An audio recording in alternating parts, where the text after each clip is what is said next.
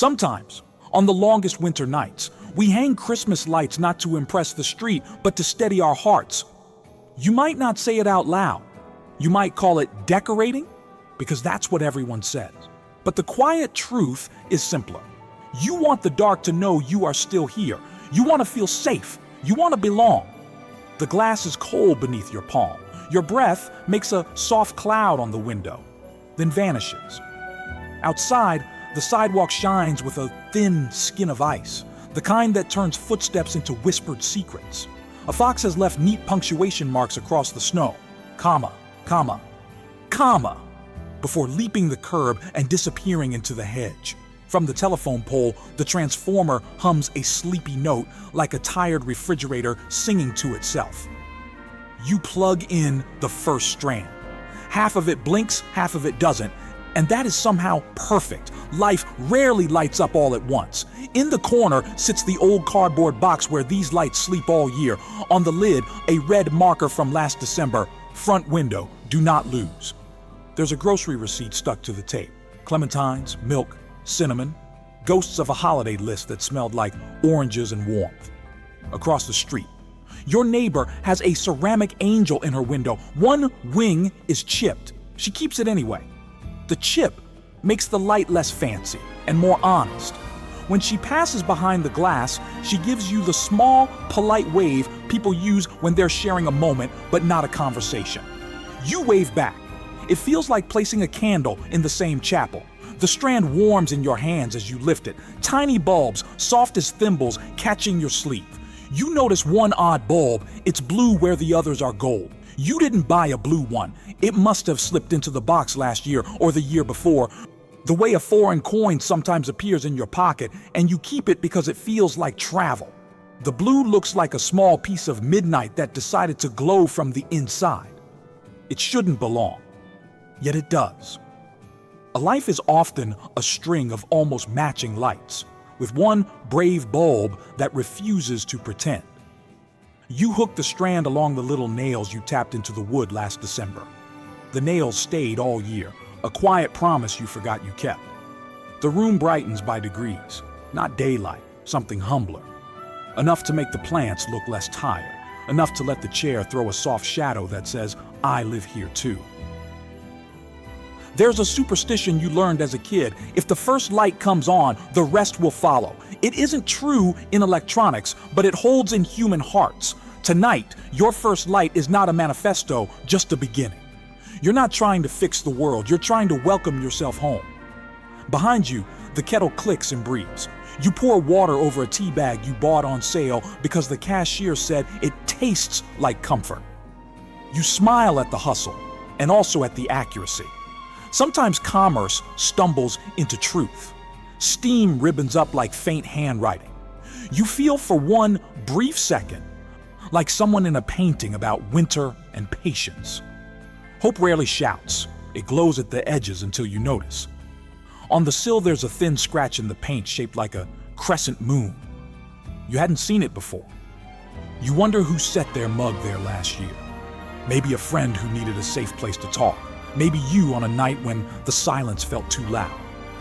The scratch isn't pretty, but it's proof. A life happened here. There's a relief in visible history. Things that have been used can be used again.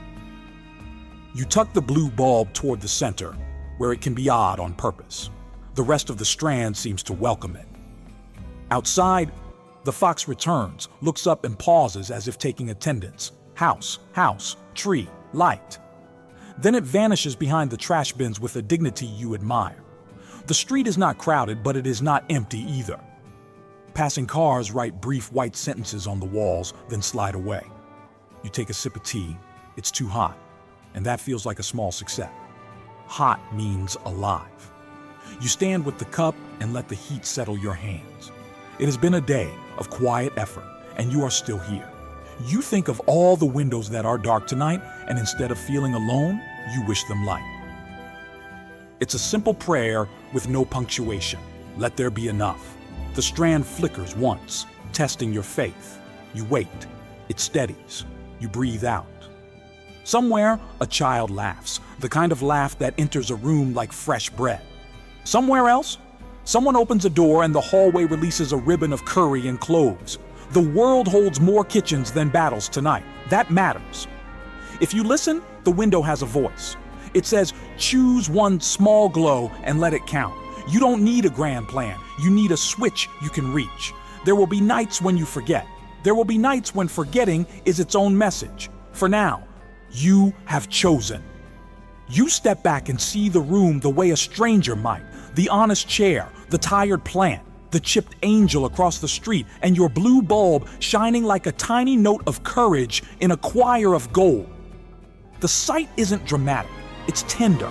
It's enough to keep you from drifting. Belonging often begins as a decision to stay visible to yourself. You raise the cup, you let the heat touch your face.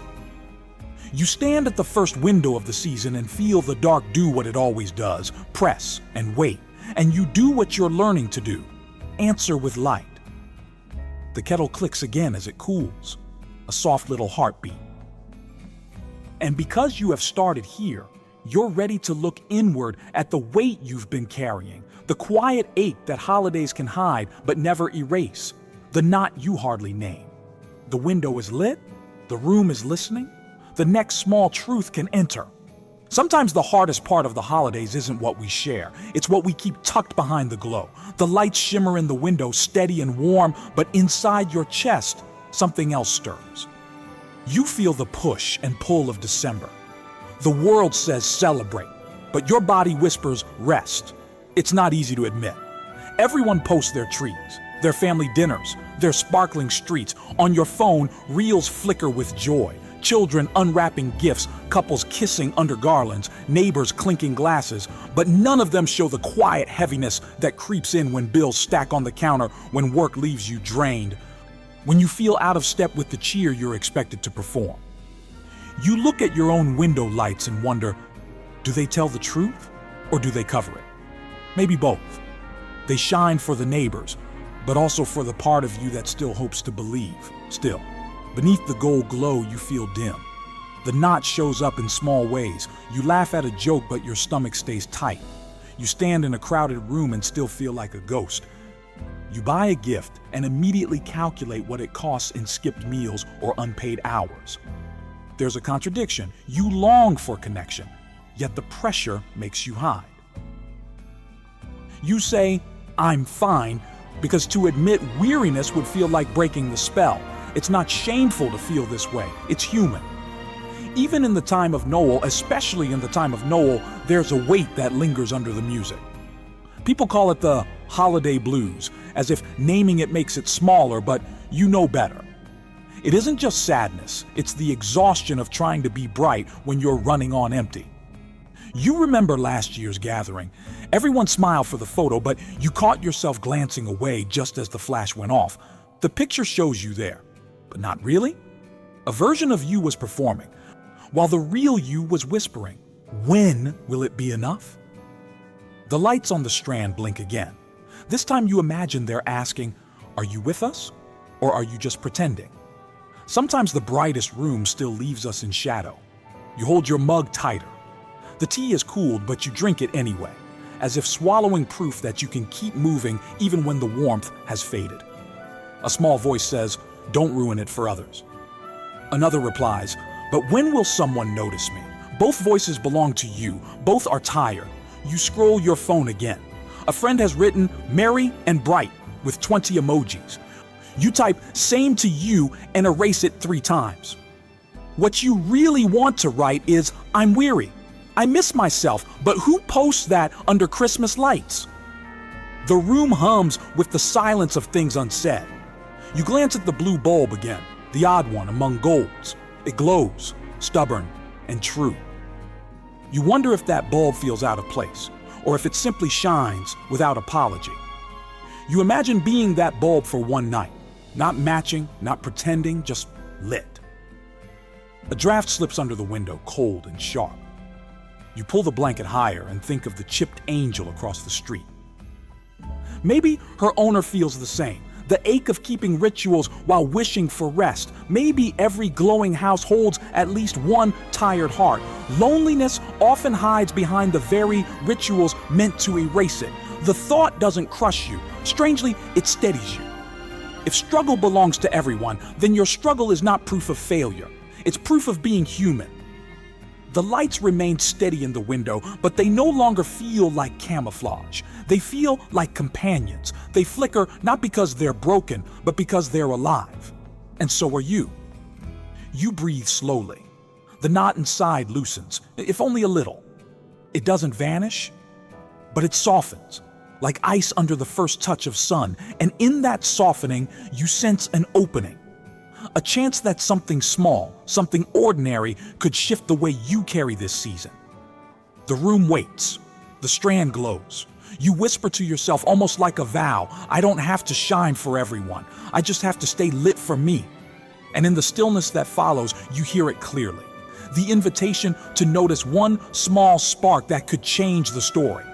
It happened on a night colder than the rest. The wind rattled the gutters and the sky was thick with clouds, no moon, no stars. You came home late, too tired to do more than drop your bag on the chair. The strand of Christmas lights stayed unplugged. For the first time in weeks, your window was dark. At first, you didn't notice. You made a quick dinner, scrolled your phone, shuffled papers.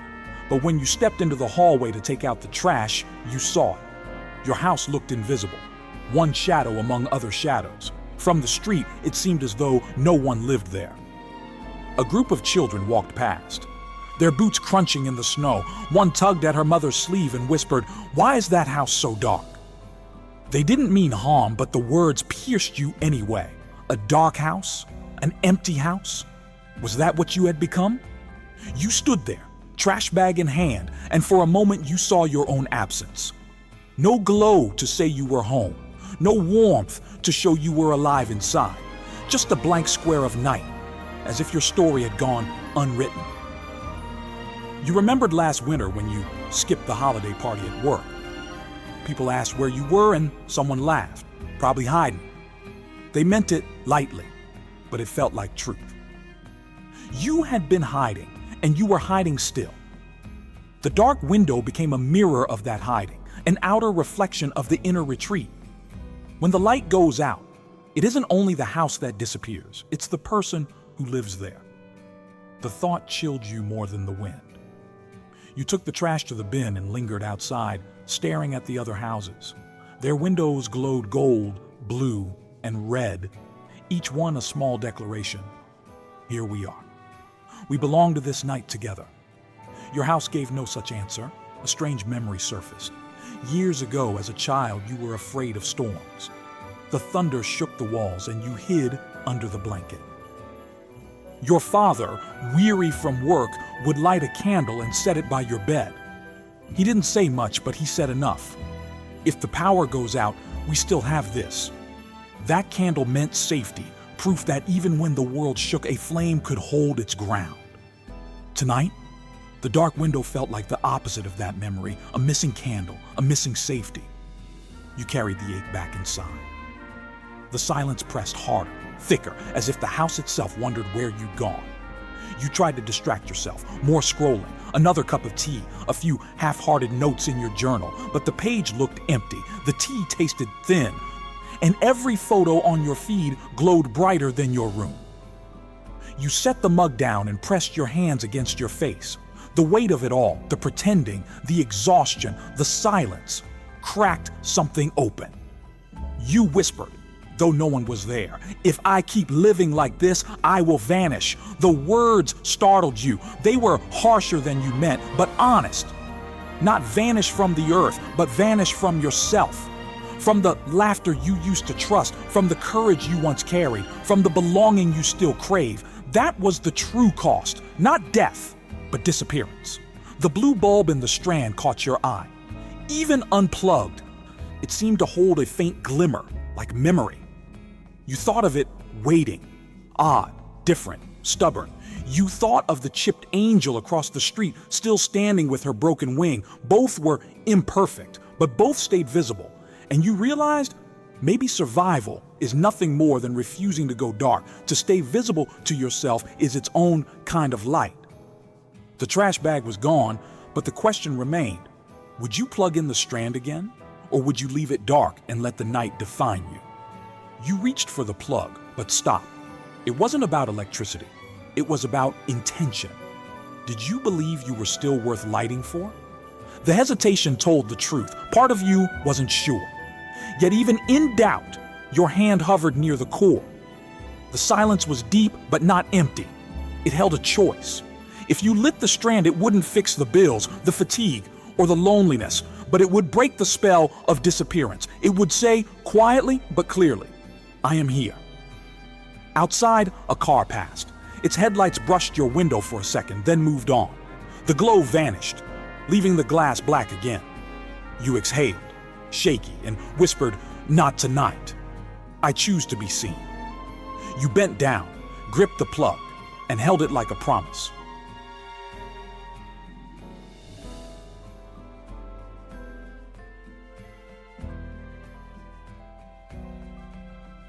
The plug slipped into the socket with a soft click, and suddenly the room transformed.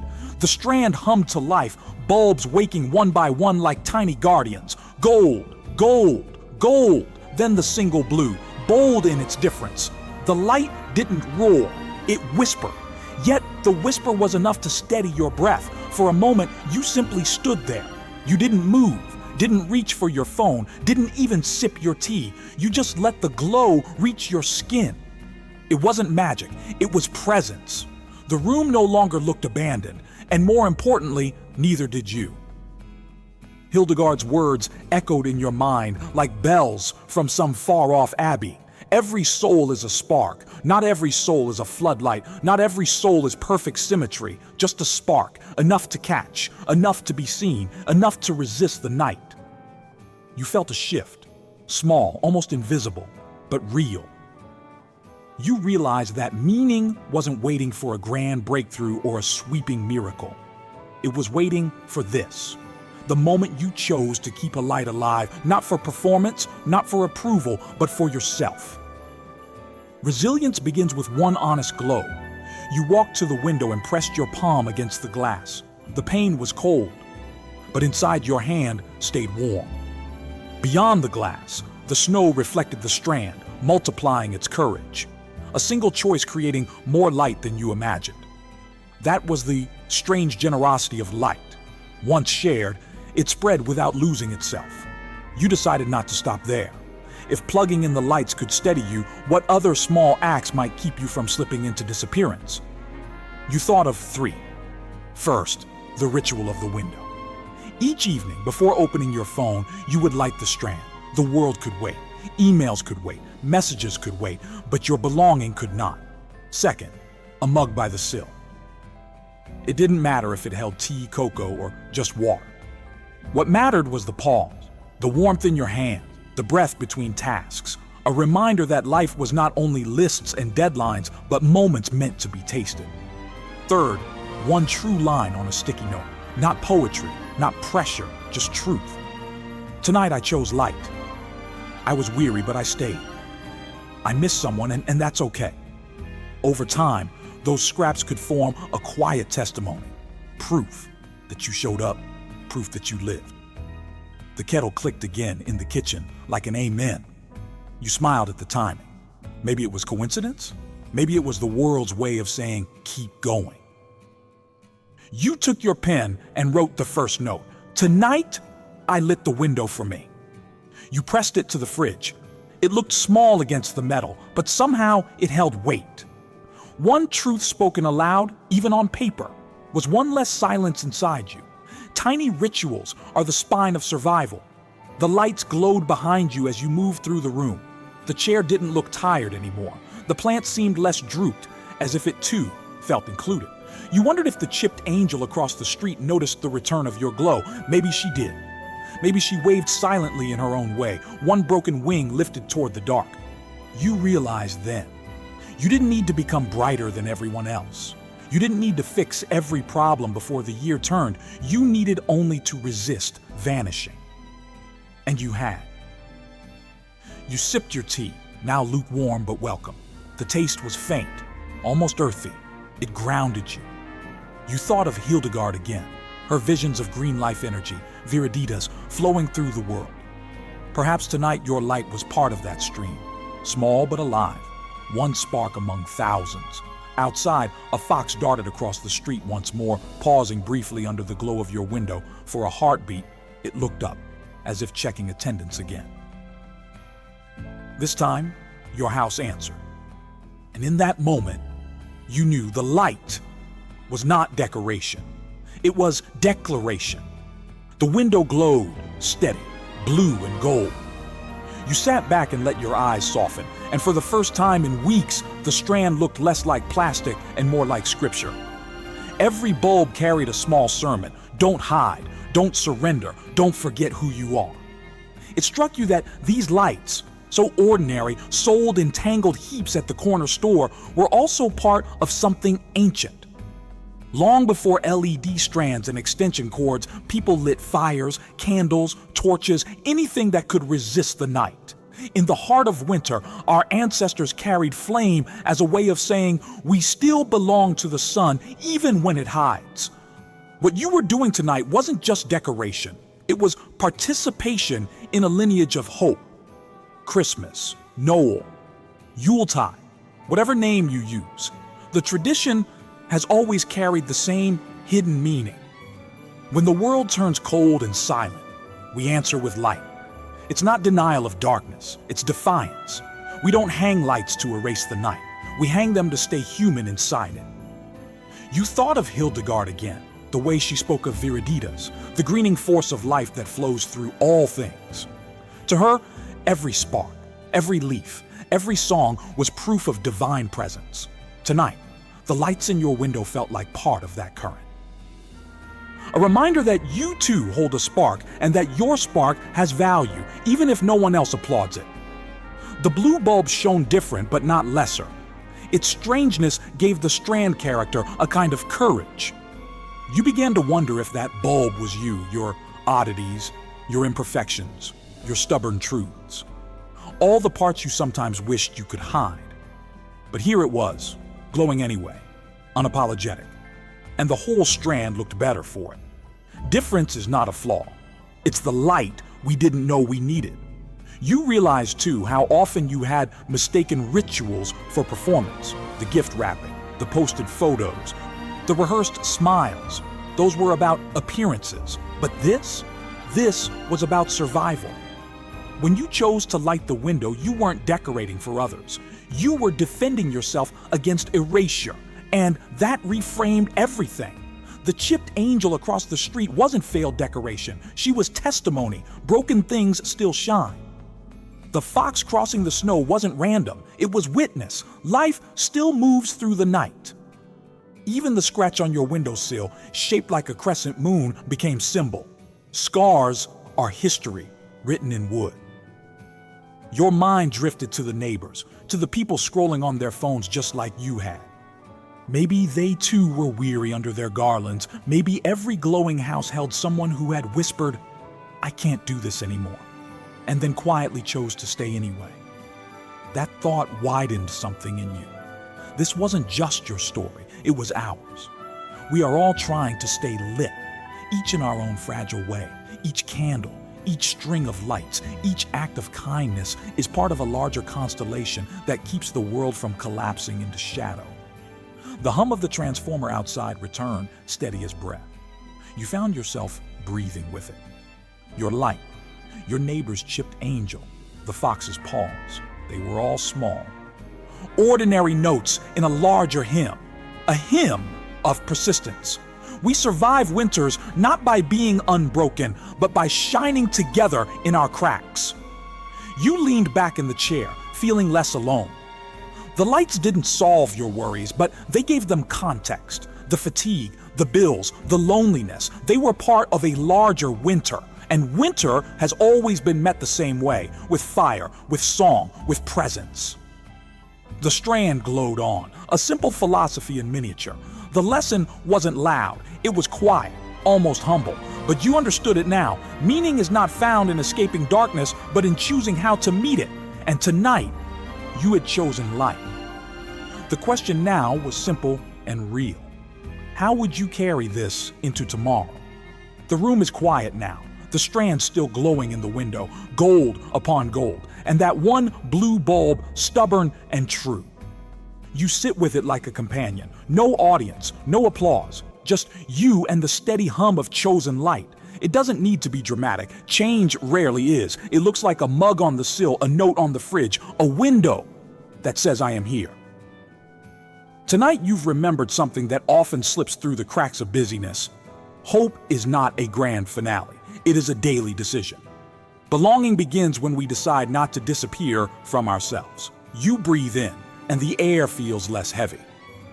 The same bills still wait on the counter. The same fatigue still hums in your bones, but the knot has loosened. You've proven something small but mighty.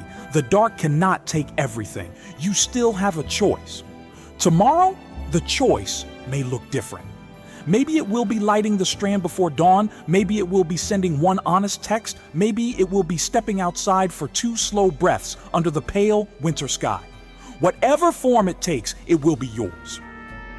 You glance again at the blue ball.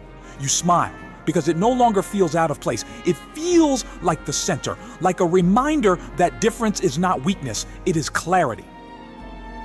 Your oddities, your cracks, your stubborn truths, they are not mistakes. They are lights the night cannot predict.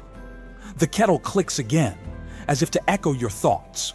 You pour another cup, letting the steam rise in curls. You place it by the strand, a ritual closing the day. Warm mug, warm glow, small things that hold you steady. Outside, the fox returns one last time, pausing under your window as though to take note. This house is alive. The soul is lit. Then it trots off into the dark, leaving prints that will vanish by morning. But the message lingers. Being seen matters, even if only by passing eyes.